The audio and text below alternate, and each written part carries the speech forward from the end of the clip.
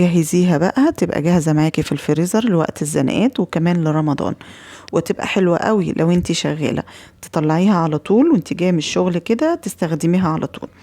اول حاجة هات الطماطم الحمراء الحلوة دي، اللي هي المطورة، بتبقى بتتسمى بلحة او بلح يعني.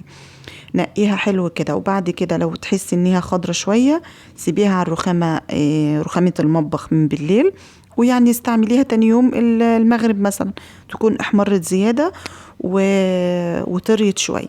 بعد كده بقى شيلي الزيادات اللي فيها دي كده وقطعيها، تكون يعني تقطيعها عشوائي. رشي عليها رشة ملح بسيطة وحطيها على النار. التقطيع ورشة الملح يعني هتستعجلها معاكي على طول، ما تاخدش اي وقت على البوتاجاز. بعد كده وما تحطيش فيها اي مية خالص، يعني هي بيبقى فيها كمية مية كبيرة. هغطيها بقى وهسيبها مع نفسها كده والنار تكون متوسطة. بعد ما عملت بالشكل ده كده اهوت، وشايفين المية دي انا ما برميهاش، المية دي انا هضربها في الخلاط مع الطماطم.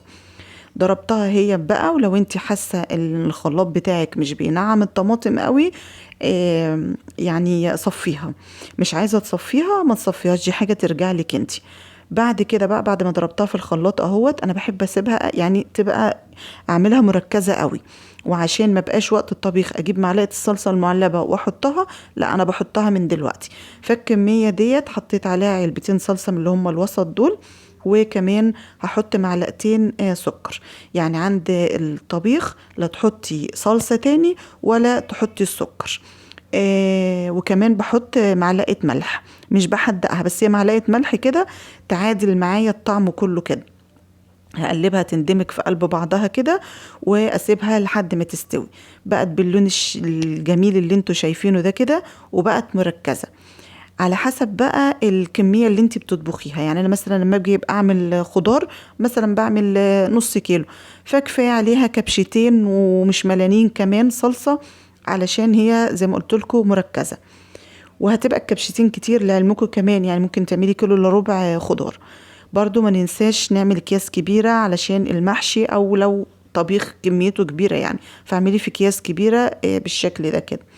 عملتها بقى، عملت معايا كمية كبيرة، نسيت اعد الاكياس اقولها لكم، يعني ما شاء الله رمت كمية كبيرة قوي. هتريحك بقى زي ما بقولك، لو انت بتشتغلي تيجي كده تطلعي على طول وتستعمليها من الفريزر وهي متلجة. كمان برضو هتنفعنا في رمضان قوي. ممكن تغلى، الله اعلم، كل حاجة عمالة تغلى كل يوم، غير ما هي هتريحك وتبقى يعني عشان نلحق نختم القرآن ونصلي كتير في رمضان ونستنهزها فرصة يعني، ويبقى جاهز معاكي.